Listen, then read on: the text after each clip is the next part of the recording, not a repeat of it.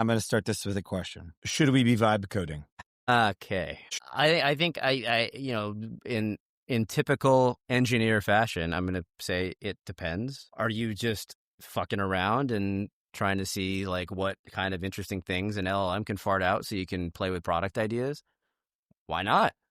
That's a perfectly legitimate use of vibe coding, of just, hey, I have no technical skills, but I have a product idea and I want to see how that would look as a real app. That's a perfectly legitimate use of vibe coding, my opinion. Now, if you're asking me,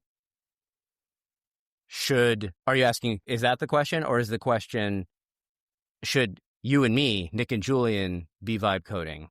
Which is a different question. So I'll let you choose or add another variant to the question. Well, it was a deliberately provocative and open-ended question.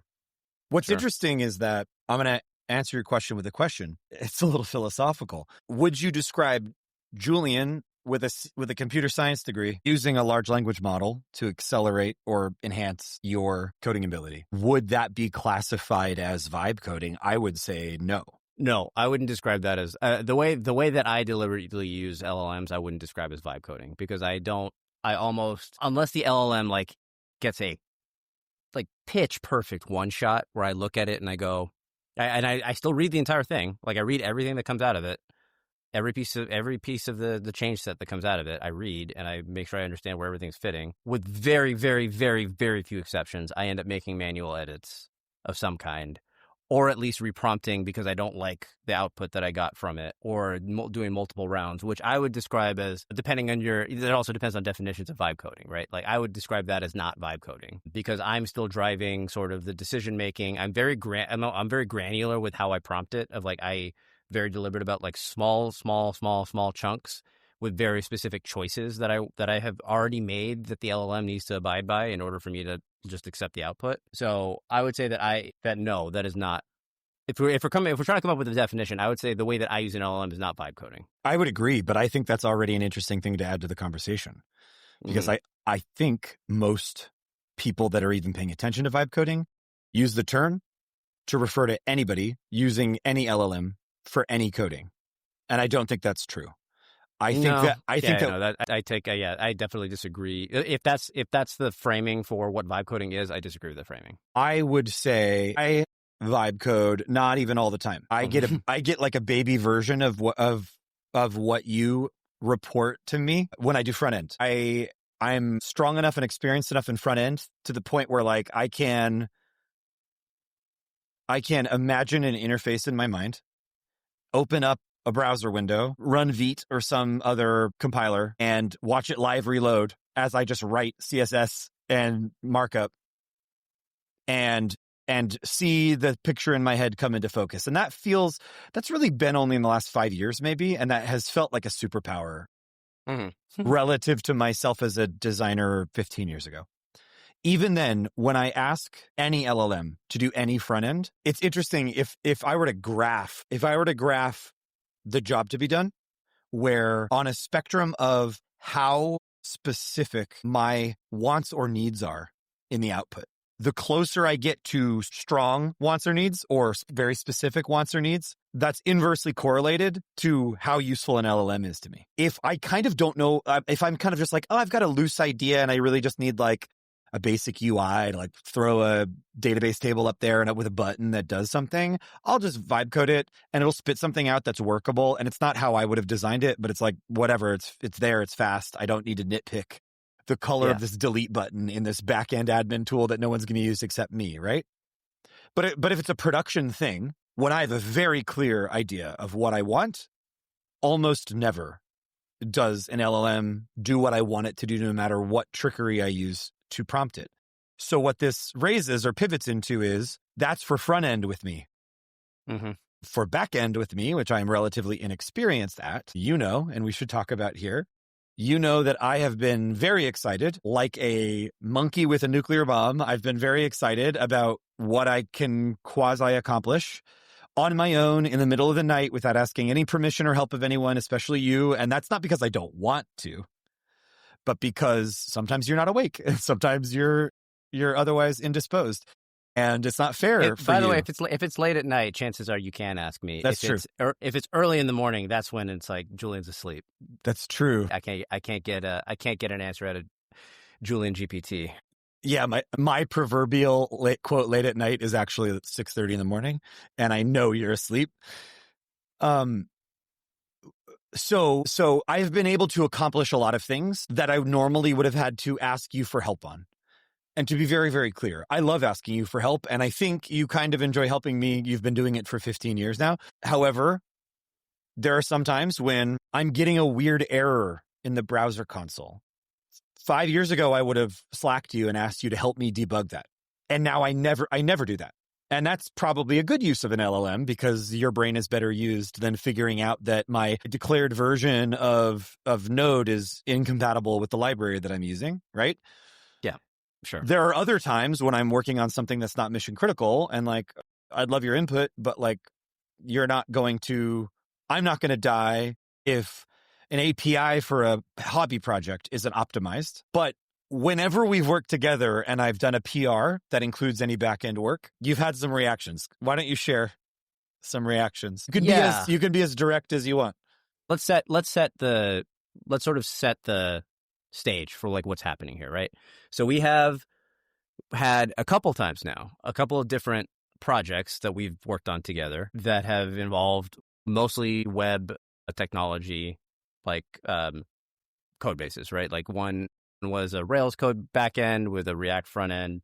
The one that we're playing around with now is basically only a backend tool. And with these new tools, Nick has been able to submit pull requests for specific features that we need, which it's evolved over the last year how we've like moved through this period, right? So it's like, I'm not sure what you mean, so I think it would be really interesting just for me to hear what you mean by that. So there was a project earlier this year. I also don't know how specific we want to get about the kinds of things we were working on. I would say if we have clients that have paid us money, let's maybe not name check them. But if it's stuff we worked on, why not? You can say whatever you want. So we were working on an app that was basically like an organize your kid's birthday sort of thing, right? Yep. Like we were playing around with the idea of how we were going to do it, and we were excited about LLMs and seeing how they would fit into our workflow. So I took the posture of like, so I'm still the technical lead, and Nick is the design lead, but Nick was willing to just play around with the LLM and try to get some features done. My posture was kind of like, hey, you know what? We're just kind of messing around with stuff, and why not just let him try things? And I will just, for the most part, if it works, I'll just hit the merge button on the PRs because I don't have the bandwidth right now to review these things in a super fine-grained manner. So I'm just like, you know what? Let's just keep moving. Let's just keep it moving, keep these features rolling out because these are mostly proof of concept anyways. And what I found eventually was when the first round of things was mostly fine. There was like maybe some weird behavior that would pop up every now and then, but it was like mostly okay. Eventually, though, there was like, okay, after a first round of features would go out, somebody would say, oh, it would be really cool if you added X, Y, or Z to this particular feature. So not a new feature, an alteration to an existing feature. And I found myself, okay, cool, I'll take that and I'll jump into it. And I would feel like the new engineer in a foreign code base because it was like, somebody else, it felt like somebody else had designed the whole thing. And actually, it felt like, this is the crazy part, there was only the two of us working on it. It felt like 5 or 6 different people had touched the code. Interesting. Because there were like things were done differently in different parts of the code. There was no cohesiveness to what both the sort of like code standards and linting rules for like how do you organize function, how large a function can be, what does the indenting look like, what do you use arrow functions versus like function declarations in JavaScript, like that kind of stuff. And then from an architecture perspective, there were like some controllers would do were very REST based. Others were very like sort of action description based. And there was no unifying sort of framework for how this whole app was put together. Because of how often I just hit the merge button every time Nick submitted a pull request. Yeah. And so I felt like I saw one, I had to spend time getting refamiliarized with the code base that I was supposedly already the lead on. And 2, I had to do a lot of rework to make feature alterations work, because there was no, like, sort of, like I said, there was no architecture in place to encompass, well, to basically take into account, like, hey, okay, yes, this works, but we need to if we need to grow this feature in the future, like there's a prescribed, you know, there's rails you can go down, that fork that you can use, right? The way it was built, it was sort of like, it's kind of spaghetti code. Yeah. And so so that was the first thing. And then it made it so that made it so, like, I barely even wanted to, like, speaking, the emotional side of it was like, I barely wanted to work on that code base, because I was just like, every new thing I have to do, I basically have to untangle a bunch of work. And it was like double the amount of work for if we had just done it right the first time. Yeah, I think a mental model that I had in my mind after talking to you about this was, I got excited because in a normal workflow, like pre-LLM workflow, I might spend 2 days designing a feature as the designer or product person, and specifying it. And then it might take you 5 days to build it, architect it, build it, test it, get it really bulletproof, like get it really, really ready, and merge it and release it, right? And I thought, wow, I can go from 2 days of Nick's time plus 5 days of Julian's time equals roughly 7 days from beginning to release.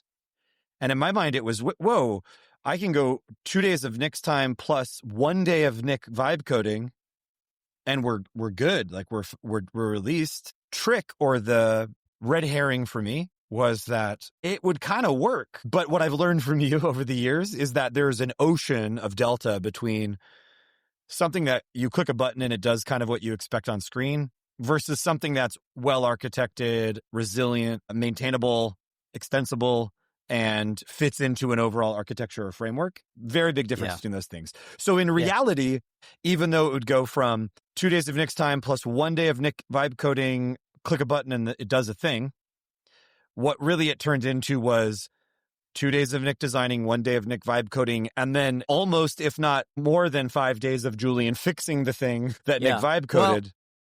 Well, and in the end, we weren't really, like, the delta, if you zoom out, wasn't really that great. For certain things, it did work that way, right? Like the first shot was fine because it would work.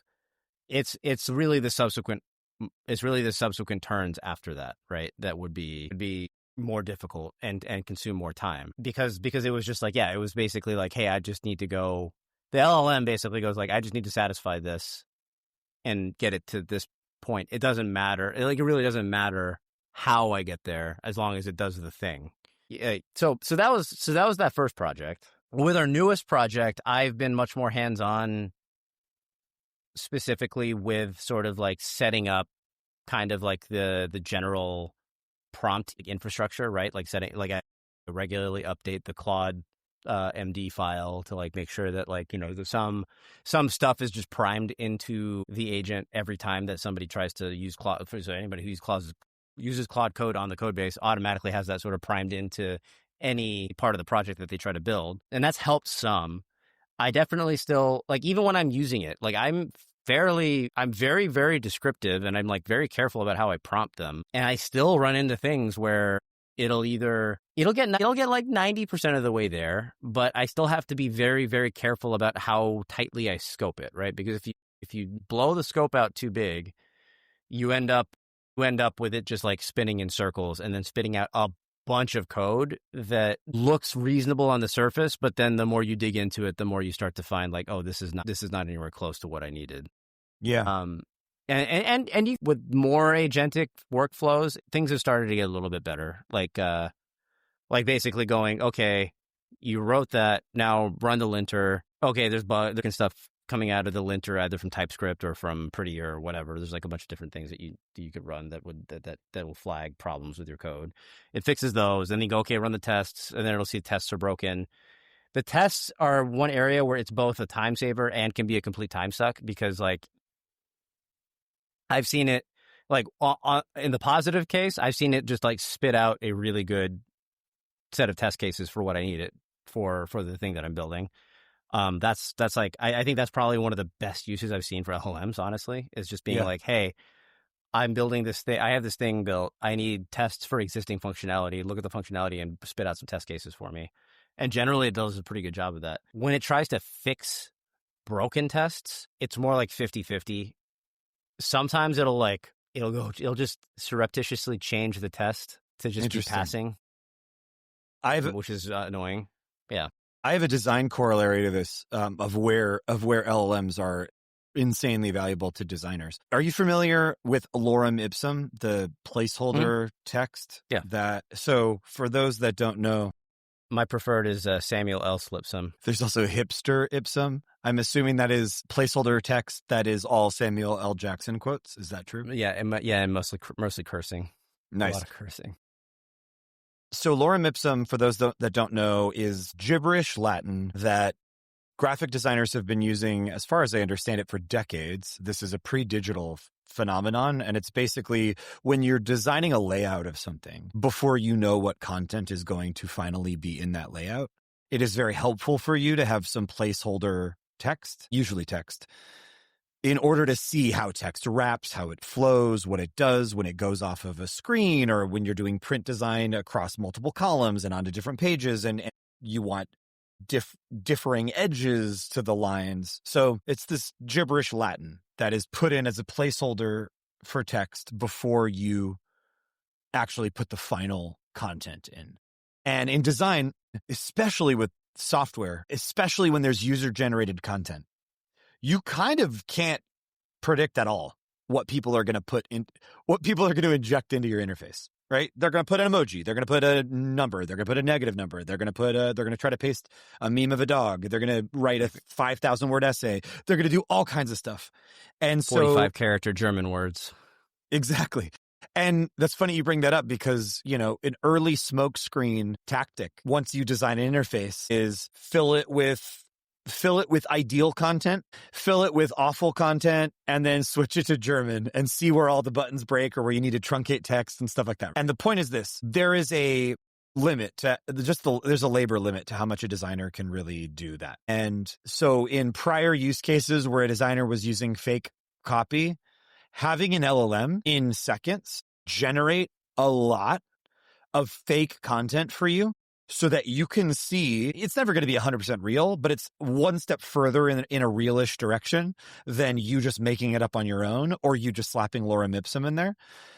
And it helps you spot where your design breaks or where truncation rules need to be added or whatever in a way that's much higher fidelity. So, I'm working right now. I'm doing some consulting on a email product, and right, the old way to do this is you're designing a table view with a bunch of email previews. What do? Lorem ipsum? Get out your glass of wine and creative write 17 table rows. That's going to take you a long time. Do you copy and paste from a real thing, a real UI screenshot or something? And now it's, hey, here's the scaffolding, here's the markup, and I need you to generate 15 or 500 realistic, diverse, varied sets of content that fit into this markup framework. So anyway, that sounds like the design version of it. It can write good tests and catch good edge cases for you. But if you don't do that and you don't so again, not trying to throw you under the bus. Do it. It's safe to throw me under the bus after all this time, Julian. But this new project, I'm much more discerning with the PRs that come through. So yeah. I'm looking at the code and I'm going, maybe it works, but it's definitely not up to snuff for the design of the code base. It doesn't adhere to any of the best practices that we already have established for the code base. So go redo it. And in some cases, it's I go back and forth on whether or not it's helpful to because my whole throw away the context ethos, right? Which I can get into if we want to right now. But I'm not sure I know what you mean, but we talk almost every day, so I must know. So why don't you expand upon it? I've been playing with this idea that I may or may not write into a blog post or something. But it's basically the idea that because of how LLMs work, they are next most likely token generators, right? And when I say next most likely, it's next most likely given everything that is in the context window. So if you keep going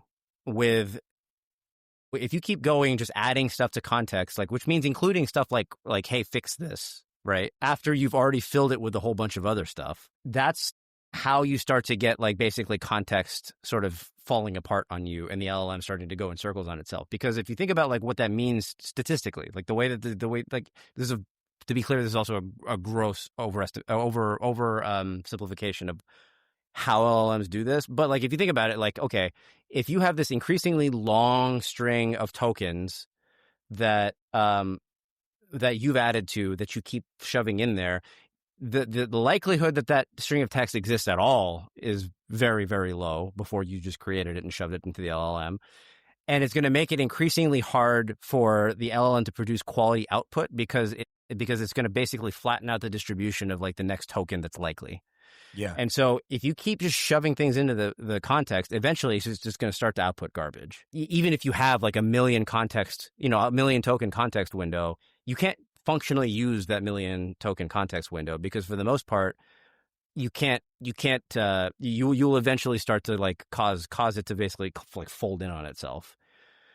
And so like, so I go back and forth on like, so in the case of what we're talking about here, like, so for the PR, I go back and forth between saying, okay, modify this here, I want you to change this in the PR. Do you go to the LLM and say, hey, this is the current state of the code and I'd like you to change this? Or do you go back to the beginning? You go back from the main head of main in your Git branch, in your repo, make a new branch and then start over again with the feedback already incorporated into your original prompt.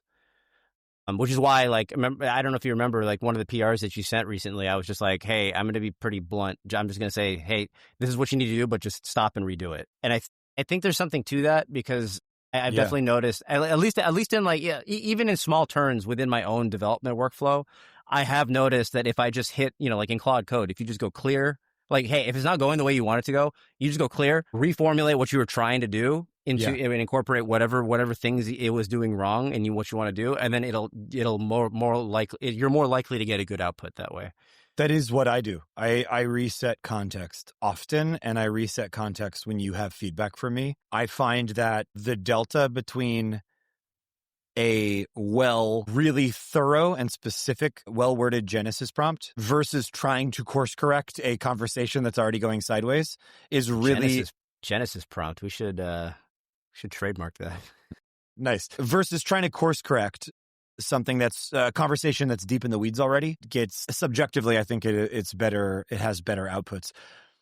I want to test the mental model with you. If I imagine tokens as bullets, which is a violent, I guess, mental model, but for lack of a better word, projectiles, cannonballs are maybe less scary nowadays. They're still used to sink ships, but Yeah. If I imagine tokens as bullets, are long conversations stuffed with a lot of context, like a really long and narrow barrel that it's going to really constrain maybe even over constrain the trajectory of the bullet. Whereas if you keep it pretty open, the space of probability of where that bullet's going to land is pretty wide. Am I thinking about that the right way or not? Or is that metaphor breakdown in some? I think the main thing that the metaphor breaks down, but I think the idea of constraining is the right one. So if you think about it, right, like the more things you put in the context window, the more you're limiting the sort of likelihood that a next token can be predicted accurately, right? Especially if you fill it with nonsense. The extreme case is sort of like just put in a bunch of text that doesn't mean anything, and then it'll have because at the end of the day, what the highest level idea of how an LLM works is it's a function where it takes two inputs. It takes the model and it takes the current set of tokens that you have in the context, and then it spits out another token. And then as it's producing content, it'll take that new token, it'll add it to the context, it'll run it through that function again, and then it'll output another token. And the way that it selects that token is basically saying, hey, I'm gonna take my model, I'm going to take this set of tokens, and then I'm going to produce a probability distribution across all possible tokens. So like literally every token that is possible, I'm going to assign a probability to each of them for what I think can come next.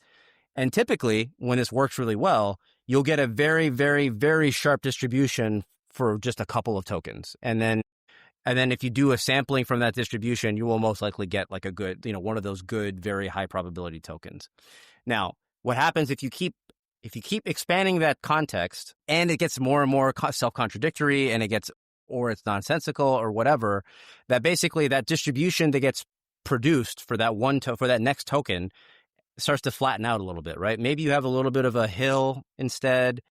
The probability percentages go down for any. The probabilities they start to be closer to each other, right? So like whereas you used to have like you would have 99.999% of them near zero, and then maybe 2 or 3 that were up at like 99.99%, like a probability. Now you're getting like, okay, maybe you have the outer bounds. If you pictured it as a curve, like you would have like the outliers are like at 20%.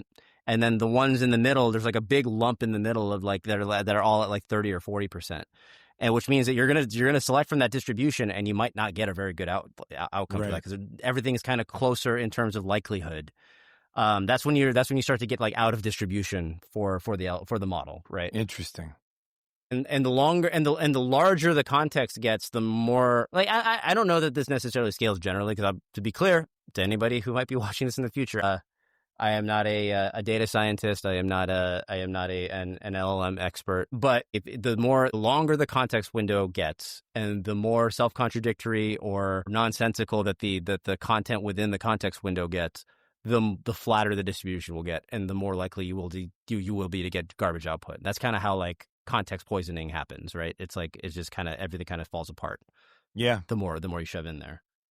I'm curious if you went back in time to meet yourself 10 years ago, let's say, right? It's 2015. You work at Gem. You're building non-custodial cryptocurrency infrastructure, and you meet 2025 Julian, and 2025 Julian is trying to describe to 2015 Julian this technology. Honestly, you're talking to yourself, so you're not like trying to sell yourself. You're not trying to spin it. You're not trying to blow your own mind. You're trying to accurately describe these tools to 2015 Julian. How do you describe them? How do you describe their value? How do you describe their drawbacks? How do you describe how it works? Like, I'm very curious. I think I would probably describe it the same way I just described it. I don't know if I would believe myself that it actually worked, though. Okay, interesting. Like I think that's the part that's most surprising about. I think that's the part that's like really surprising about LLMs, is that if you just describe the mechanism by which they work, the natural intuition is that like, oh, there's no way that actually produces anything useful. But they do, kind of, like for specific things. Like I'm definitely not trying to say that like these things are sentient beings. I'm definitely not on the like these are sentient beings and we're like they're basically just as intelligent as humans. I'm also not like these are completely useless. I'm kind of like they produce surprisingly useful output given the technique that's used. Yeah. Also, the jury's still out on whether the trade-off on the amount of compute that it takes to do it is actually economically viable, right? Like, I don't know if the answer to that is yes yet. May I clarify that really quickly? By that you mean if some utility we ever got out of LLMs was taking like a long thread of coworker slacks and summarizing it into action items, that's moderately valuable versus reading 5,000 words over your vacation from work. But if it costs $7,000 to do that, it would not be economically viable. Yeah. Relative to what you would get paid to just read those 5,000 words. Yeah, exactly. And like, and the productivity game, like even if you just measured it from the productivity games for engineers, right? Like if I'm, like there's people that are claiming like that they're 10x more productive. Maybe they found something that I haven't, but I haven't found that to be the case for myself. I think I am more productive using an LLM. I also haven't empirically measured that, but I think if I had to like just hip shot what I think it was, I would think I'm like 20 to 30% more effective as an engineer. Now, I'm paying $20 a month for Claude right now. That's worth the $20 a month is definitely worth a 20 to 30% performance boost on how I work. Now, if I was paying $10,000 a month for that extra 20 to 30%, I probably would be like, am I picking that up in extra money from my job, from being more effective? If I better be, because otherwise I wouldn't say it's worth it. What's really And that's the question, right? Like how subsidized are these things, and how much money is it really going to cost once the real cost structure comes through? Let's be specific about that, though. And let's not use real income numbers because A, I don't know what your real income is at this moment in time, and B, it's not important. But let's just use a round number for the sake of math, right? If someone grosses $100,000 a year in their salary, Mm-hmm. and they become 20% more productive, the net gain in economic output of that person, assuming that they're accurately valued, is $20,000 or $1,600 a month. Now, in zero universes, would it make economic or market sense to Indiana Jones golden statue head replace you with a bag of sand? Right? It's like let's churn a bunch of compute and use a bunch of water and a bunch of electricity just to 1-for-1 replace 20% of Julian's labor. So there's probably going to be like, what's the rule we use? It's like a factor of 9 improvement that is needed before switching costs are really where customer behavior actually alters. Where the customer will actually decide to, that the switching cost is worth it. It's like if you can improve it by a factor of 9. Okay. So $1,600 a month divided by 9 is $177 a month. So it sounds like you would be ahead if you upgraded to the $100 a month Claude Max plan. But the minute you went to the $200 a month Claude Max plan, if you are accurately describing your productivity boost, $200 a month doesn't make sense. $100 a month still does, but you're only paying $20. That's interesting. It's an interesting cost benefit analysis. Also, I will say, without forcing you to humble brag, because you're too humble to say this, but it's also, I think, important to be descriptive and accurate about what we're talking about, is you make more money than the average human on the earth, certainly, and the average American, because you're highly educated, deeply experienced, and your area of expertise is something that's in very high demand. So that doesn't also apply to everyone, right? If you're making it, also, interestingly, only applies to people in knowledge work at this point, right? You might be able to replace someone whose job it is to write summaries of bills of lading for a shipping company. That's still knowledge work. Yeah, that's what I'm saying. But you can't replace a soybean farmer or a carpenter at this stage for obvious reasons. So there's actually, like, in the sights of economic revolution here, a fairly constrained set of roles. And interestingly, I would love for you to, if you're comfortable, talk about this a bit. What seems to be in the crosshairs right now are junior developers. Like, yep. I've seen some data. Yeah. I don't have it prepared to pull up because I didn't think we'd talk about this, but even in the last week or two, there's been some fairly rigorous economic data that says that most of the compression of jobs seems to not be for software engineers writ large, but for early in their career software engineers. And I'm just curious what your thoughts are. Yeah, I think, well, that makes sense that's where the job losses are. And when I say it makes sense, I don't mean that like I agree with the rationale behind why it's happening, but it makes sense just knowing market dynamics and how most tech executives sort of view their workforce.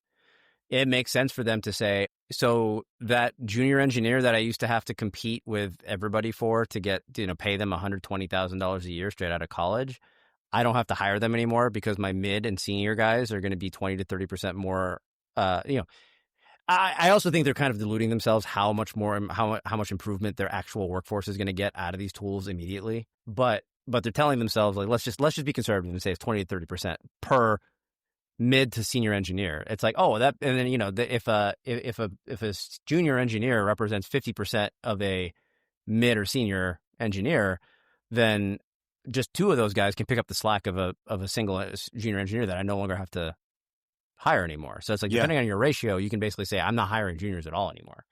What gets really, I'm sorry to interject, but what gets weird here is, in the same way that you said it makes sense. We should clarify, it doesn't make sense in that it's good. It doesn't make sense in that it is just, but it does make numerical and logical sense. In that same way, I think there is an equal but opposite problem and question, and that is, let's be brutal and cynical. Let's say 0 computer science majors ever get hired again, and the mid-career senior architects like you just won the lottery. The ladder just got pulled up behind you, and you never have to worry about job security again. In that world, you will not live forever. The question is, if we've destroyed the pipeline of junior engineers that over time become the mid and senior architects and CTOs and infrastructure experts, if we've destroyed the pipeline, that's a big problem. And I'm curious if you think that's descriptively accurate, and if so, how we fix that. I think it is descriptively. I think I don't know for sure that it's destroyed yet, but the industry at large is doing a pretty good job of it. Because I haven't been actively hiring in the last year, but from what I've read, the junior engineer market is like abysmal. Like kids are graduating from these top schools with a lot of debt, and nobody's hiring them. And I think that's short-sighted, first of all, for the reason that you just described, right? Is like eventually I'm going to retire at some point. The guys who are a generation older than us are like maybe 5 or 6 years away from that already, maybe 10, depending on how much they want to keep working. So yeah, I guess the bet is that the LLMs are going to get so good that they're just going to replace the seniors too at some point. Which, I mean, it's improving fast, but I just see enough deficiencies in the technique and the outputs that I have a hard time. And given that we already know from what these companies are saying that it's getting much more expensive, like they're hitting diminishing returns on how much it costs to train new versions of these models and get the same amount of improvement out of them. That doesn't that doesn't necessarily mean that a breakthrough couldn't happen where there's a new technique that emerges, but at least this class of LLMs is not going to be it. That's my bold hot take. They're useful, but they're not going to be the thing that like fully replaces knowledge workers. I have an observation about the way these things work that I would like you to coach me if you think I'm thinking about them incorrectly. It seems to me that the intelligence and reasoning and power of these tools in short bursts at the beginning of conversations, the way that we just described reprompting, that is what is scaling. We are somewhere on an S-curve there, like pretty far along on an S-curve there. Yep. And while I keep seeing the specs of these new models raise the context window, is such that I think it was recently Claude Opus 4.1 just hit a million token context window. Yeah. That's pretty big. Like, what is that in terms of I'm such a basic human. In terms of a book, what's 1 million tokens in terms of a book? A 300 page book? No, it's more than that. I think it's like 2,000 pages of a book or something like that. Okay. So actually let me do that real quick. Let me just look that up real quick. Yeah, while I'm fleshing this idea out, look that up for me. My question becomes, as those token windows have risen, the kind of total corpus of content that I can work with the LLM on seems to have grown, but it does not seem to have grown at the same rate. And by that I just mean I'm really using loosey-goosey terms here. Earlier versions of Claude or ChatGPT, I think it's 1,500 pages is what I found. Sorry to interject, but yeah. Okay. Thank you for that. 1,500 pages. Earlier versions, I think ChatGPT 4.0 from memory, 128,000. That sounds right. Token content window. Yeah. The ChatGPT 4x, 4.x class, the Sonnet 3.x class. Like I think they were all somewhere in the 128,000 token. Okay. Limit. So theoretically, Claude Opus 4.1, as of time of recording, this is September 17th, 2025, has 1 million token context window. I find myself wanting more and more often to stuff the context with important information. So I'll give you an example. I'll be looking for, in my work, I'm trying to analyze hundreds of hours of transcripts of user interviews and user experience research documentation and look for patterns. And the old way of doing this would be to like roll tape and sit and watch hundreds of hours of content, which is very, very difficult for people to do. So, all right, let's take all of that content and let's stuff it into context. Now, here's a weird technical, it's not even technical, it's like a modality user experience product problem, right? Not every resource is available as a clean markdown file, right? So oftentimes I'm finding myself grabbing, for example, a PDF. And you and I both know from brutal experience that the range of the quality and structure and cleanliness and optimization and compression of PDFs can be insane, right? Like a PDF can be super clean XML with like really easy to extract text and structured data, or it can be like bitmap images of scanned pictures of pages of handwriting. And most people just say, oh, that's a PDF. But one of those is ludicrously more useful or available to an LLM's context, right? So in a chaotic world, in a chaotic working world, I look at something like Claude Opus 4.1, I say, holy smokes, I get 7 times more context than I used to. Here, take all the PDFs I have on this subject, right? Take all the user research, take all the business briefings, take all the scientific research papers I found online. I cannot tell you how often I find myself hitting the limit, right? Stuffing it into a project in ChatGPT for over a million tokens. Yeah, or 1.5 million tokens, whatever. Yeah, it is. where it gives an error and it says we can no longer continue this conversation. The context has gotten too long, or we cannot upload any more files into the project context. That's what I usually do. For those of you that haven't used them, ChatGPT and Claude both have this paradigm of a project where you can kind of quarantine context from other conversations and say, I'm working on a birthday present for Julian, and here's a bunch, and I'm going to constrain and upload a bunch of files and constrain the conversations to the birthday present for Julian, and I'm going to keep that separate of some other stuff. And so I often am dragging and dropping files, and it's giving me errors, file too large, you've run out of context window, delete some files. So I'm already wanting to push this much farther than I'm able to. Mm-hmm. And my sense is that my constraint, and most humans' constraint, is not context window. We're really, really good at that. It's time, right? If I had the time, if I had nothing else to do in my life, but to sit down and watch 120 hours of video recordings of user experience, of UX research, and I had a notebook and I were keeping with pen and paper, keeping notes or writing in a Google Doc, my reflections and my observations, maybe with some time code, maybe with some pull quotes, right? I would do a great job.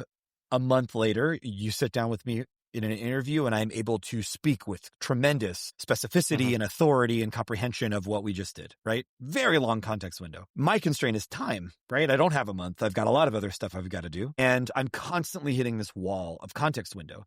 So, and it doesn't seem to linearly scale with the numbers that are quoted in the specs. Like I don't, in my guts, feel like I get 7 times more context out of Opus 4.1 than I did with Claude Sonnet 3.5. Actually, let me put this in the form of a question. Based on what you know about the current generation large language models, does context window and performance scale together, or are these separate things to optimize for? And is it possible that the reasoning and the scoring on the bar exam or whatever these arbitrary and quantitative metrics that we rate LLMs against, is it possible that those start plateauing, but the context window continues to grow? Or are they tied together with an iron rope? I think we've already seen that happen, right? I don't, to answer your question up front, I don't know.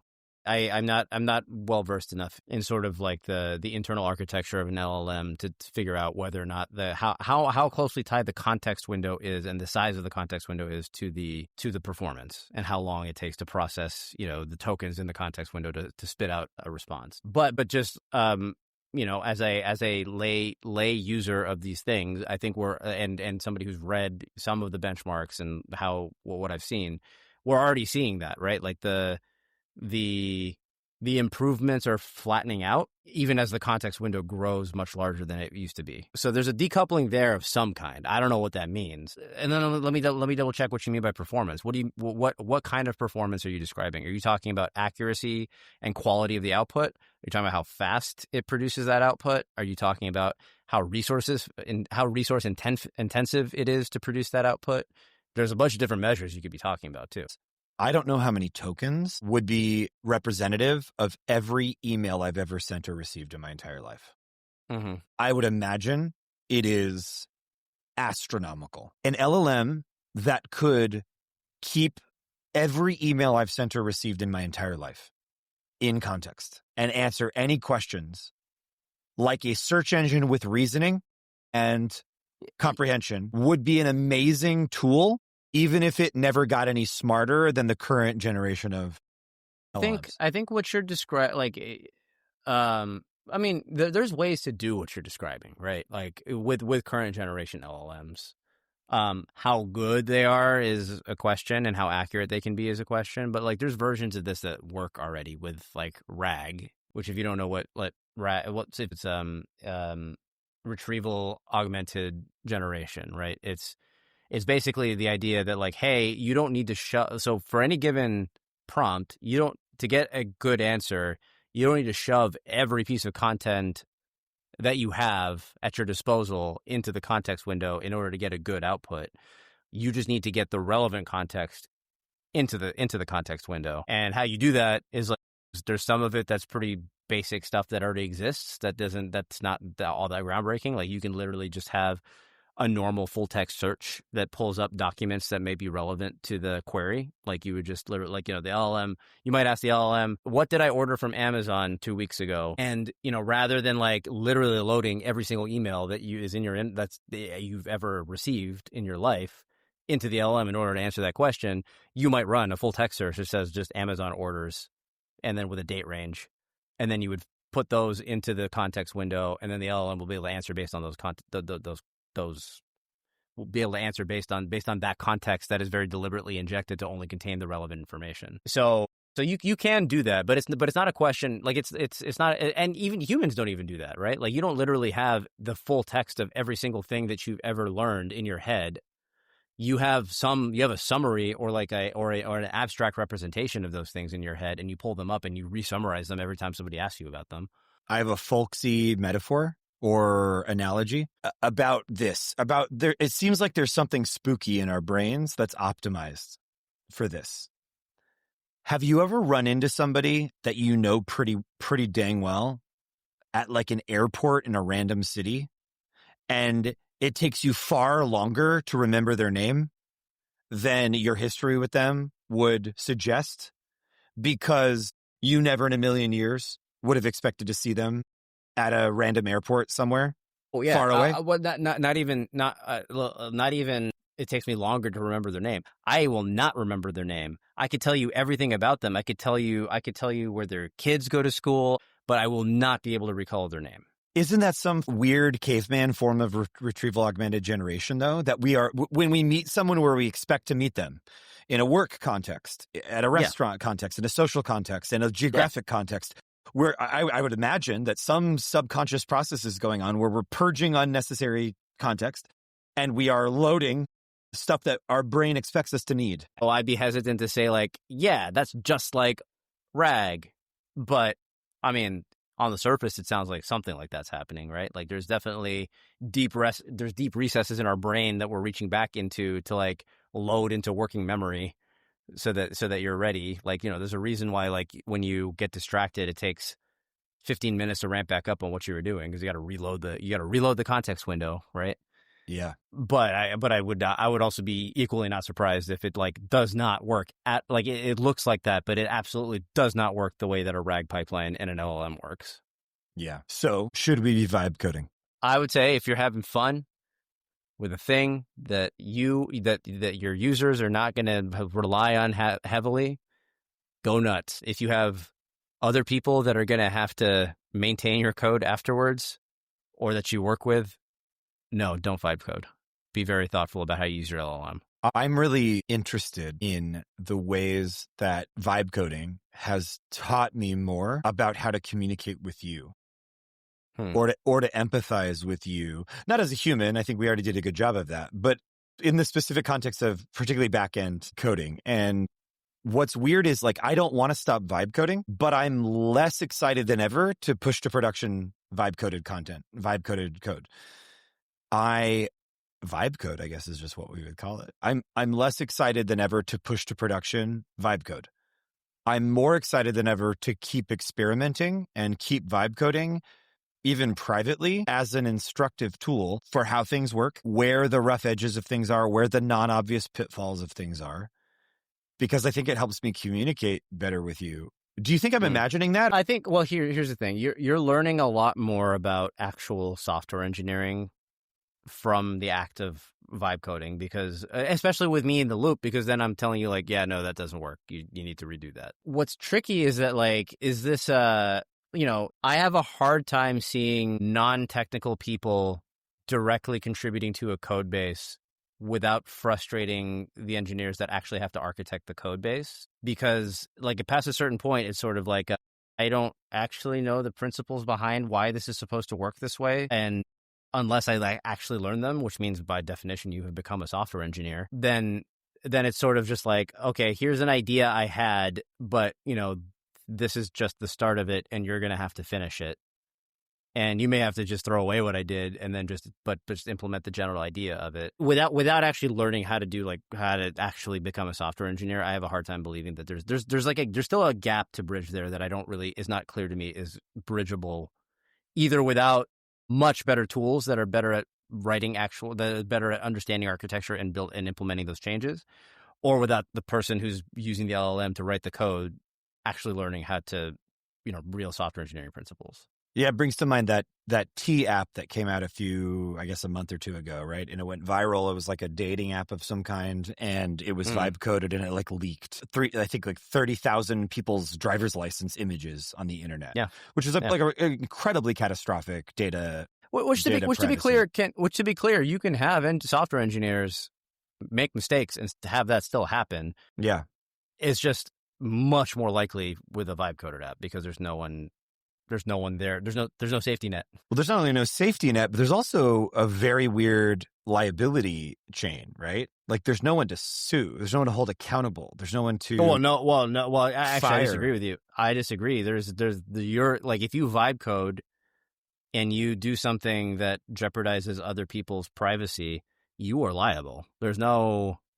You can't say, oh, the LLM did it. It's like, no, you built the thing, and that's where the liability is. The computer can't be held liable. You're liable. I understand. I think I miscommunicated there for a second. I think what I'm getting at here is what we're talking about right now. Basically, legal liability is maybe one of the biggest non-obvious barriers to entry. It's one of, I think, unclear legal liability is probably the biggest point of friction for mass adoption of production code for large language models. I think, which is interesting because it's a non-technical barrier. It's a non-technical point of friction. It's a legal one. It's a procedural or regulatory one, right? It's a human one.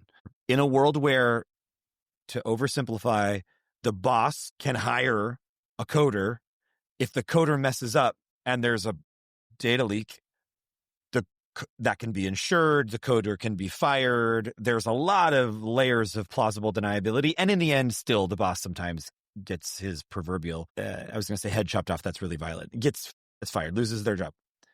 In a world where in this utopian, every human on Earth is a unicorn of one, right? Every human on Earth has $1 billion app on their hands because of AI. If that comes with everyone on Earth as a target of liability and data privacy issues, I can imagine a lot of people that maybe have the skills to vibe code $1 billion app and release it might pause for a second at the increased proportional liability that falls squarely on their shoulders.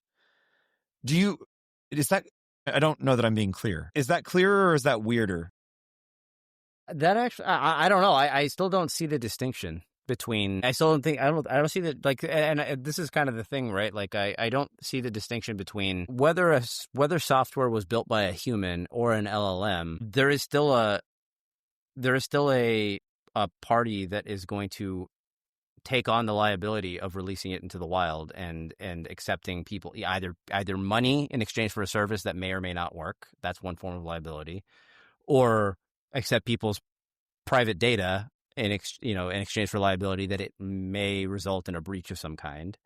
Like, I guess I'm not really I'm not understanding the distinction you're drawing between a company taking on that or a person taking on that liability. I think what I'm saying is, imagine a company with 10 people, 10 humans working at it, building a software product. And imagine a second company with one person making a similar software product, but that person is using large language models to, in this simple toy analogy, they're using themselves and agentic AI to equal the economic output and technical output of the team of 10 people, right?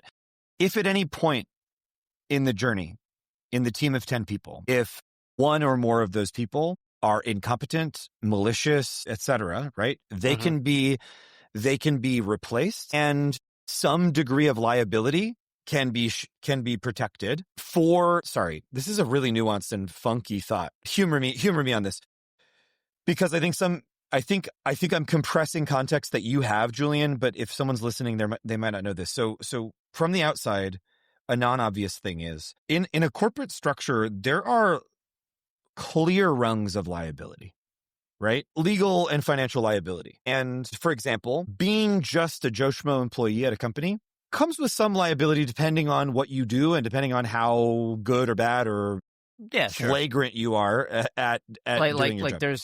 There's liability in being negligent to the point where it's like, oh, leaving tech alone, right? Like if you close up for the night and forget to lock the door, you could be liable for being negligent and causing a loss to the business because somebody broke in because the door wasn't locked. Yes. So that's like the first airlock, right? Is I'm just a Joe Schmo employee, airlock, right?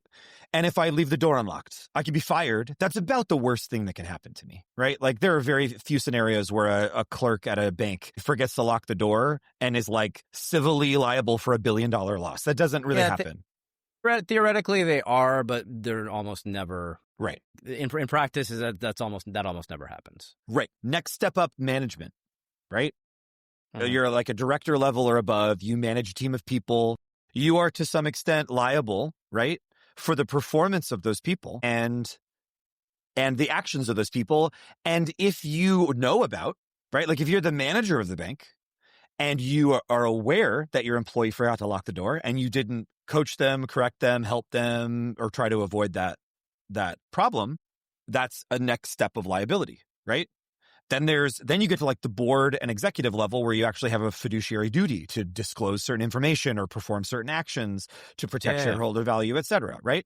So there are these cascading levels of liability of a company. And in this scenario where someone fairly low on that totem pole does something wrong, either accidentally or deliberately, there is some amount of protection for people higher up that rung when they become aware of that deliberate or accidental mistake, problem. Once they become aware of it, if they take immediate action, it insulates them a little bit. Maybe not completely, and it depends on the thing that's done, right? And in a world where you compress that liability down, right? It's no longer 2 or 3 or 4 airlocks. You've got one person or 2 people, and they are assuming all of the risk. I think that changes some things about the operations. I hear you. I think what you're describing is just the difference between like being an employee versus running your own business. Like to me that distinction isn't that different from each other, right? Like, yes, maybe if you hire software engineers and they do something wrong as an executive, you maybe are slightly protected from that. But at the end of the day, but you know what isn't protected and what is effectively exactly the same? The entity of the corporation is still liable, where it doesn't matter. It doesn't matter who did it or who messed up in the structure. Maybe there's outside liability from shareholders towards the CEO if it's a particularly egregious like omission from a filing or something like that. But at the end of the day, the corporation is still also liable. So to me that doesn't change the equation all that much.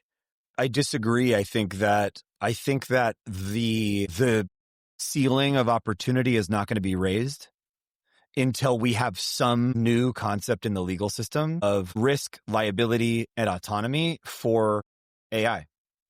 And I think that day will come. I don't know if it's 1 year in the future or 100 years in the future, but I think you'll really start cooking with gas in terms of economic output of AI when AI can earn its own money, be liable for its own output, and exchange information, data, liability, risk, economic output, etc., with other humans, other corporations, and other AIs. And that is how is that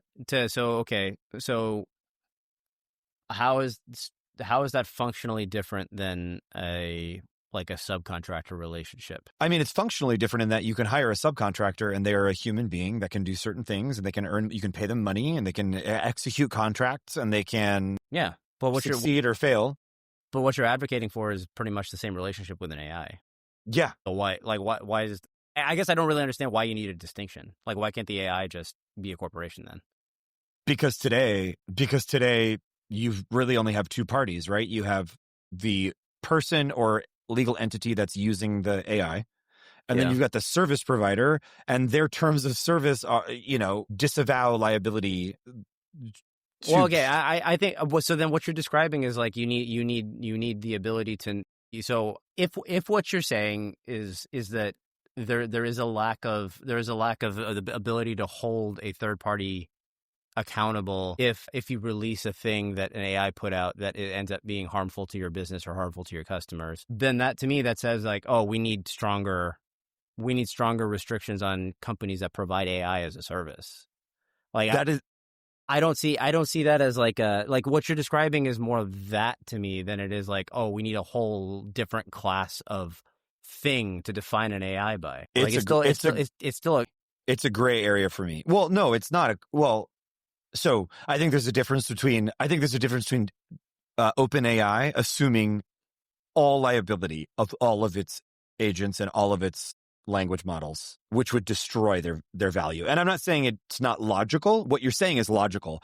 I think it is a vast shift from where the current state of the market is from a legal and technical perspective.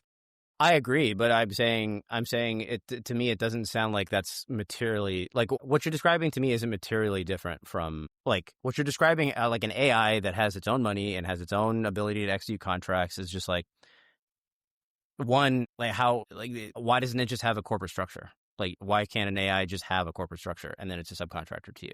I mean, like, when humans are born, why aren't they issued a corporation in their name? They do. This is sole proprietorship. I'm not sure that that's how that works, but let me do some homework on that. And this is, I think, a fruitful conversation. Yeah, by definition, you don't need anybody's permission to accept money for your services, right? Like you can just start doing it as a sole proprietor.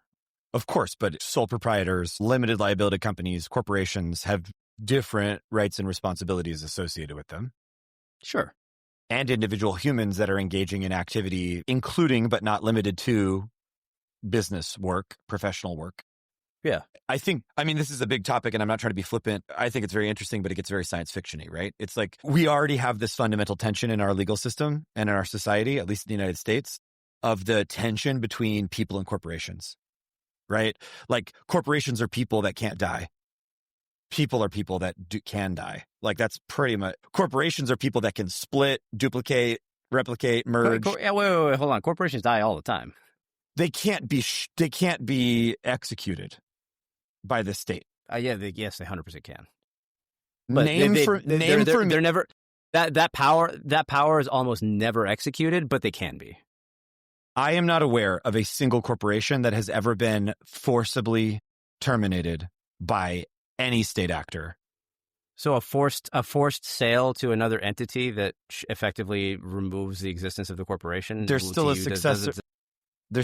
That's like inheritance. That's like another entity that like it dies, and then that's the inherent destiny. My point is that there's a lot of tension in our society. It stops existing. Cultural and legal. There's a lot of tension in our culture around the delineation between people and corporations. And you want to add a third one, is what you're saying. We are already adding a third one without being thoughtful about it, is what I'm saying. I don't know. I'm not. Let's just say I'm not. I haven't been swayed by your argument. So well, if we can keep talking about it, but it just seems we can keep talking about it later. But my current, as formulated, I don't really understand how it's functionally different from just another corporation. I didn't intend to make an argument, so it's not well thought out or well researched. But if it's interesting, maybe I will. And maybe I will try to persuade you and get a lot more granular and specific. Because I'm very confident there is something misaligned here. I'm not confident I have or anyone has an answer to the misalignment, but I'm very confident that there's a misalignment here. And it's one that will become proportionately more and more problematic the more economic activity we delegate to non-human technology. So if you want to get really weird, there's the discussion that like it's still software, and software in general and open source software in particular is just fundamentally incompatible with the concept of capitalism. That is a fire sentence for our next episode, I think. Is software incompatible with capitalism? All right.